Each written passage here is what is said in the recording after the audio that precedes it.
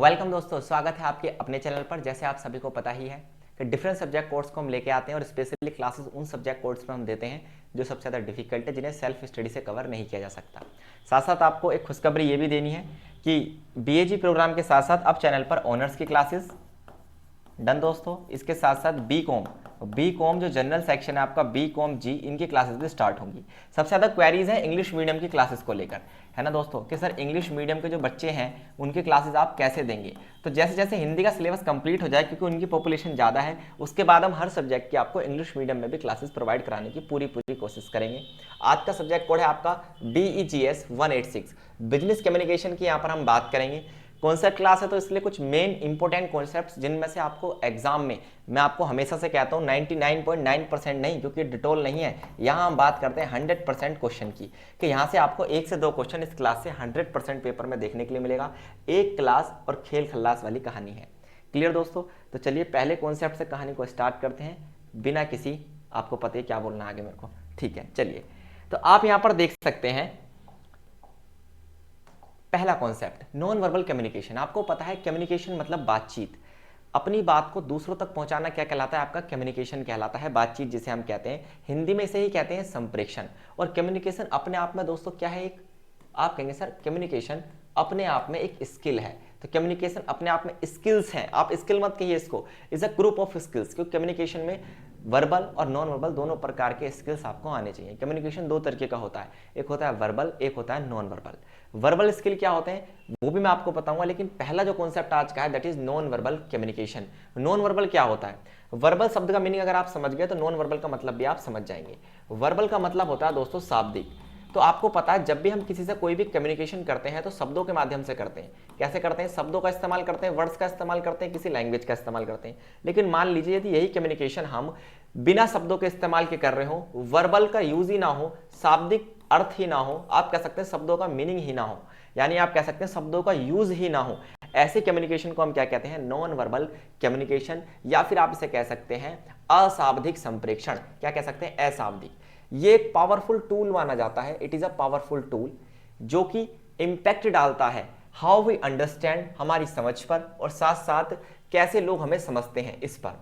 देखिए इसके अंदर क्या क्या शामिल होता है। इसमें याद रखना कभी भी वर्ड्स का इस्तेमाल नहीं होता नॉन वर्बल में, तो फेशियल एक्सप्रेशंस, क्योंकि आपने देखा होगा, कहते नहीं है आपका चेहरा बता रहा है दिल का हाल, है ना, तो आपको बोलने की आवश्यकता नहीं। तो वही बात है कि जो फेशियल एक्सप्रेशंस होते हैं, आपके मुंह के जो एक्सप्रेशंस होते हैं, आप कह सकते हैं एक्सप्रेशंस बोले तो अभिव्यक्तियां, जो हमारे चेहरे की अभिव्यक्तियां होती हैं वो बहुत कुछ बयां कर देती हैं। वो क्या कर देती हैं? बहुत कुछ बयां कर देती हैं। उनके साथ शब्दों को कई बार इस्तेमाल ना भी करें तो भी चल जाता है। It is a part of non verbal communication. Body language, हमारी आंगिक भाषा। बॉडी लैंग्वेज में हमारा पोस्चर, खड़े होने का पोस्चर, बैठने का पोस्चर, लेटने का पोस्चर, उन्हें देखने का पोस्चर, उन्हें घूरने का पोस्चर, और साथ साथ गेस्चर्स, है ना, जैसे हम कई बार, आपको पता है इशारों में हो जाती है बात, फिर 2 दिन बाद मुलाकात, फिर मुक्कालात, तो आपको पता ही है गेस्चर से कहानी शुरू होती है ना दोस्तों। और ये भी क्या है? एक नॉन वर्बल कम्युनिकेशन है। आई कॉन्टैक्ट, आई कॉन्टैक्ट भी क्या होता है? नॉन वर्बल कम्युनिकेशन होता है। जब हम किसी से बात कर रहे होते हैं तो हम कई बार अगर उसकी आंखों में देख के हम बात करें, it means we are confident. अगर हमारी आइज उसकी आइज से थोड़ा डाउन की तरफ है, नीचे की तरफ हम देख के बात कर रहे हैं, इट मीन्स या तो हम उसकी रिस्पेक्ट करते हैं या हमें उससे बात करने में शर्म आ रही है। और अगर हम ऊपर देख के बात करते हैं, इट मीन्स हम महंगे हैं। चलिए, आई कॉन्टैक्ट। इसके बाद आता है टोन ऑफ वॉइस, हमारी आवाज तेज है, मंदी है, या मॉड्यूलेट कर रहे हैं हम बात, बार बार अपनी आवाज को वॉइस मॉड्यूलेशन के थ्रू सामने प्रकट करने की कोशिश कर रहे हैं, it means tone of voice. Personal space, personal space आपको पता ही है, जब हम किसी से बात कर रहे होते हैं तो हम कई बार कहते हैं इधर को आ जा भाई, गोपचे में को आ जा, एक शब्द होता है गोपचे में को आ जा, उसे क्या कहते हैं? आपका पर्सनल स्पेस। ये सभी क्या है? All are the factors of non verbal communication. Non verbal communication most important होता है, क्योंकि जब तक आप नॉन वर्बल कम्युनिकेशन नहीं करेंगे तो आपका कम्युनिकेशन इफेक्टिव नहीं होगा, सामने वाले को आप अपनी बात बेहतर तरीके से नहीं समझा पाएंगे। क्लियर दोस्तों? ठीक है। नेक्स्ट है आपका नॉन वर्बल कम्युनिकेशन का इंपोर्टेंस क्या है, क्यों ये इंपॉर्टेंट है, और यही क्वेश्चन एग्जाम में आपका आना है।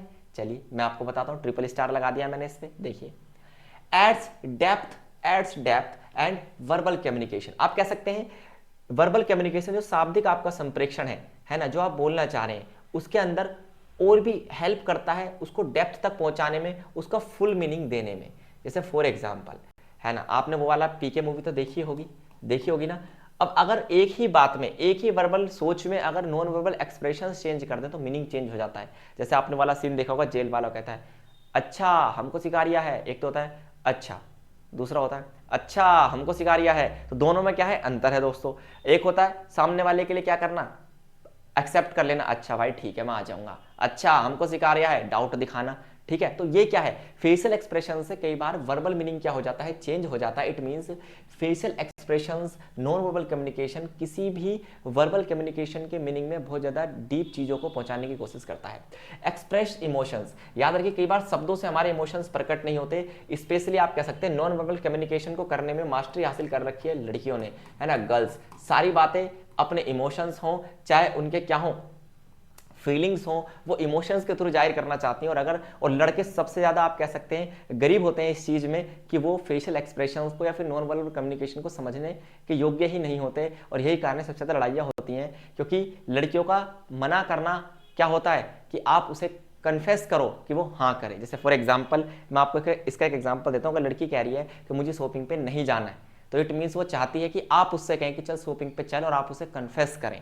तो ना में ही उनकी हाँ होती है और हाँ में उनकी ना होती है। तो हम इसे कैसे पहचान सकते हैं, इस चीज़ को उनके नॉन वर्बल कम्युनिकेशन से पहचान सकते हैं कि आज जो ये ना कर रही है, ये ना वाला ना है या फिर ये हाँ वाला ना है ना। चलिए क्या बात है, ना हाँ की बात है। बिल्ड्स ट्रस्ट एंड रैपर्ट, याद रखिए जब तक आपके कम्युनिकेशन में क्या नहीं होगा, नॉन वर्बल चीज़ें नहीं होंगी, तब तक आप दो व्यक्तियों के बीच में जो कम्युनिकेशन हो रहा है, बातचीत हो रही है, तब तक मजा ही नहीं आएगा। जब तक इशारों में ना हो बात, तो काहे की मुक्कालात और काहे की मुलाकात। समझ में आई बात। तो वाह कितनी अच्छी सेंटेंस बनाई, समझ में आई बात। चलिए, तो बिल्ड्स ट्रस्ट, याद रखना facial expressions, non verbal communication हमारे ट्रस्ट को, हमारे रिलेशन को बनाने में बहुत ज़्यादा मदद करते हैं। साथ साथ ये कैन कंट्राडिक्ट वर्बल कम्युनिकेशन। कई बार ऐसा होता है कि हम बोल कुछ और रहे होते हैं और हमारे इंप्रेशंस कुछ और होते हैं। इट मीन्स वर्बल और नॉन वर्बल कम्युनिकेशन आपस में कंट्राडिक्ट कर जाते हैं, क्रॉस कर जाते हैं। जैसे फॉर एग्जाम्पल, बहुत ही दुश्मन वाला कोई रिश्तेदार हमारे घर पे आ जाए और हमें उसका वेलकम करना हो, तो हम कहते हैं आइए आपका बहुत बहुत स्वागत है, और हमारे फेस पर क्या होता है, एंगर होता है, और हमारी बातें होती है मीठी। It means contradictory condition verbal और नॉन वर्बल कम्युनिकेशन में। क्लियर दोस्तों। चलिए एक क्वेश्चन समझ में आया, दूसरे क्वेश्चन की बात करते हैं, फीडबैक इंपॉर्टेंस। आप सबको पता है फीडबैक क्या होता है। फीडबैक जैसे आप हर क्लास के नीचे क्या करते हैं, हमें कमेंट करते हैं, इट मींस फीडबैक। फीडबैक होता है किसी भी एक्टिविटी के समाप्त होने के बाद अपने विचार उस एक्टिविटी के बारे में देना। ये कैसा हो सकता है, ये फीडबैक पॉजिटिव भी हो सकता है, ये फीडबैक नेगेटिव भी हो सकता है। क्लियर। तो बताइए किसी भी व्यक्ति को फीडबैक क्यों चाहिए होता है, हमें फीडबैक क्यों चाहिए। आपको अपने जीवन में जो माता पिता से फीडबैक मिलता है, रिश्तेदारों से तो हमेशा नेगेटिव ही मिलता है ना। वो उसकी इंपॉर्टेंस क्या है, चलिए देखिए, चाहे पॉजिटिव हो चाहे नेगेटिव हो, उसकी इंपॉर्टेंस होती है किसमें, ड्राइव्स ग्रोथ।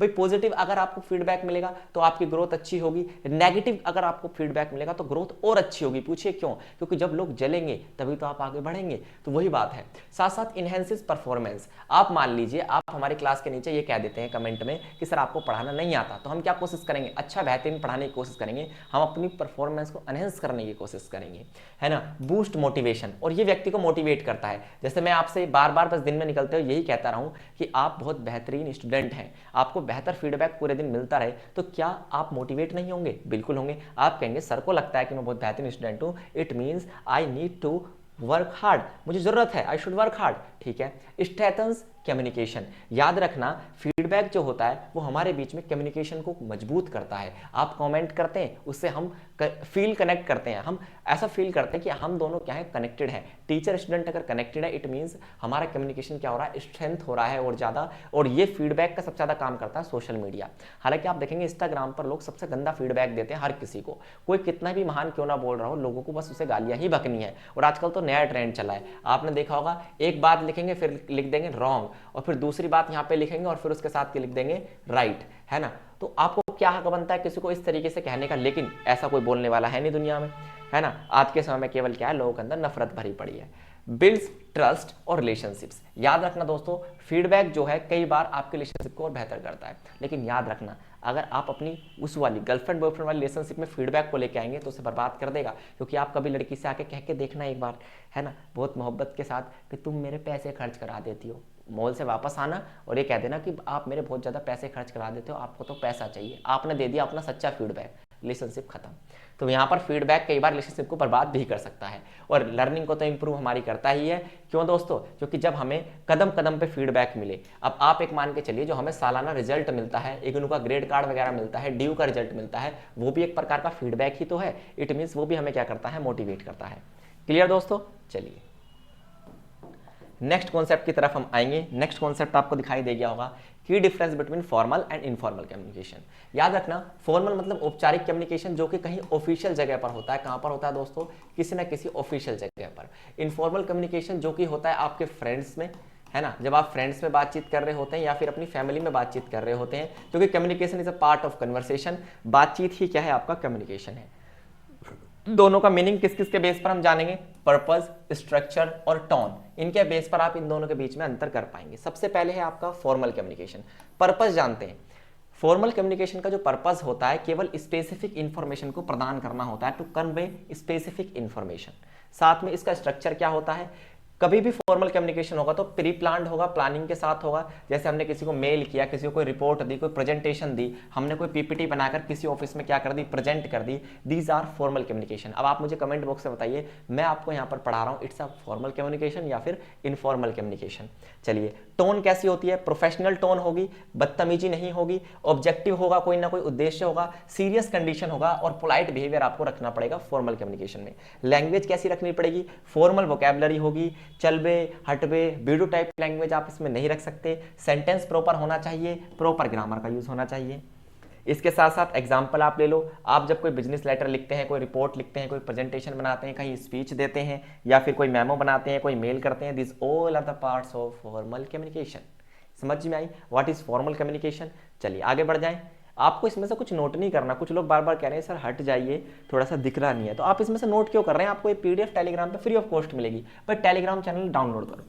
टेलीग्राम डाउनलोड करो, पहले चैनल नहीं डाउनलोड करना, टेलीग्राम डाउनलोड करो। वहां पर एक सेक्शन आपको मिलेगा, फाइल सेक्शन। फाइल सेक्शन में जाओ, सब्जेक्ट कोड सर्च करो, फ्री में नोट्स पा लो।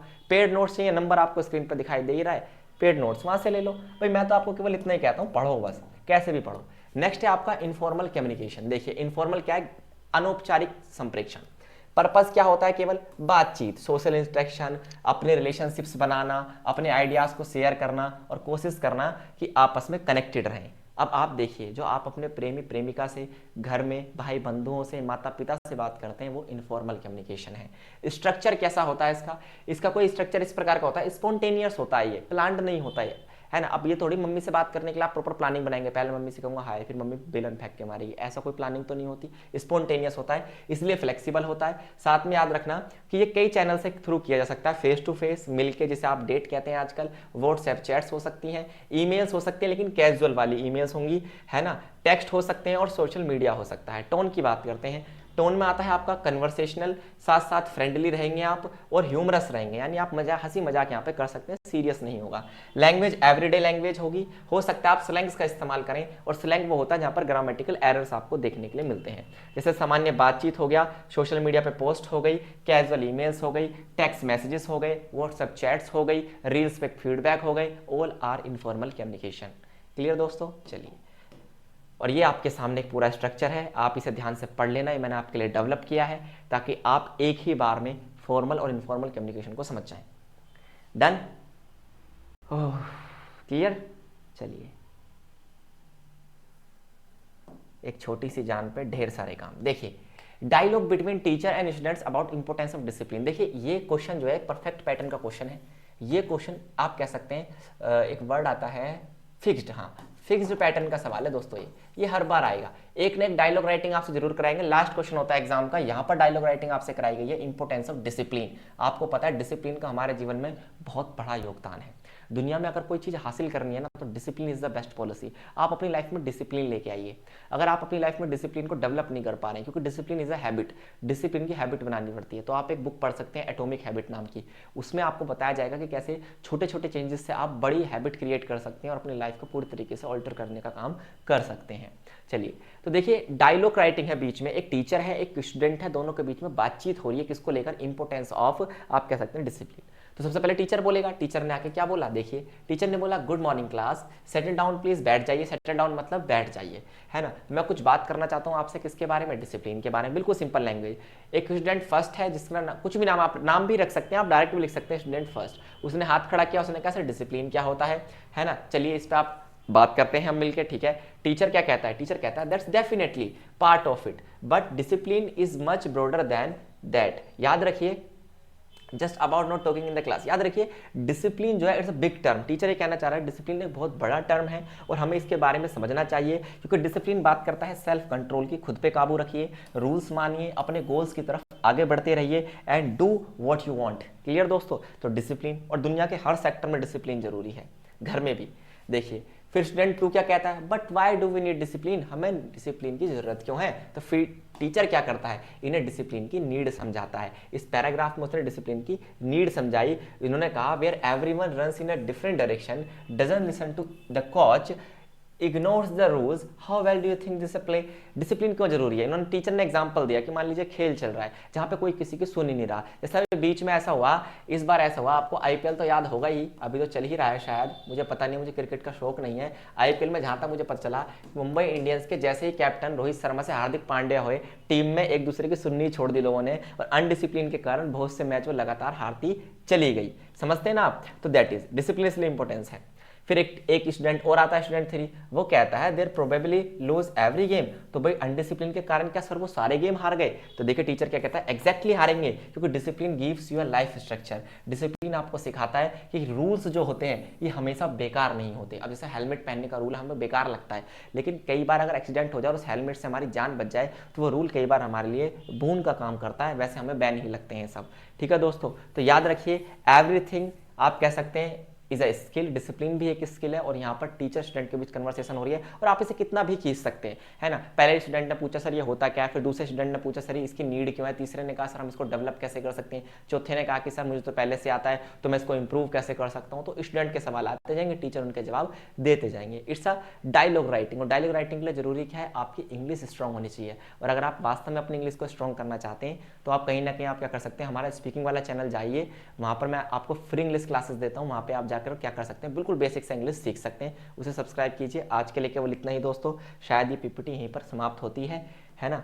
और तो कोई क्वेश्चन इसमें नहीं बचा, बिल्कुल इसका सेकंड पार्ट आएगा जिसमें और 4-5 ऐसे कॉन्सेप्ट मैं आपको कराऊंगा। और इतना ही काफ़ी होने वाला, देखना आप। इस पेपर का पैटर्न भी आपको मैं शॉर्ट्स के थ्रू सिखाऊंगा। मैंने अब सोचा ये है कि मैं कुछ शॉर्ट्स बनाऊंगा आपके लिए छोटे छोटे, जिसमें आपको पेपर पैटर्न्स, इंपॉर्टेंट क्वेश्चंस, ऐसी चीज़ें कराया करूँ। आज के लिए केवल इतना ही। थैंक यू, धन्यवाद, नमस्कार दोस्तों।